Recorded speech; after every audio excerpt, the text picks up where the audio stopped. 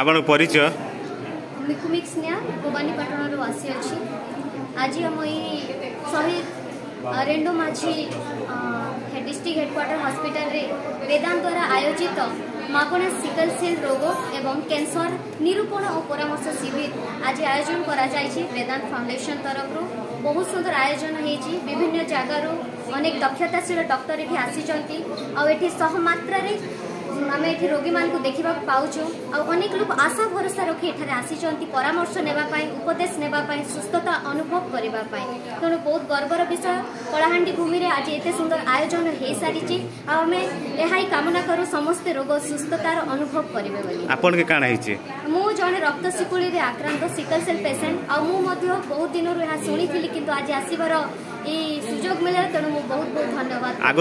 आगु ट्रीटमेंट नौथिले हाँ आगु ट्रीटमेंट चली आम ये डिस्ट्रिक्ट हेडक्वार्टर रे हॉस्पिटल रे सब बेले मागणारे आमको औषध मिलूँ सहित मासिक 500 टंका रक्त शिकुड़ी आक्रांत रोगी मानक दि जाऊँगी।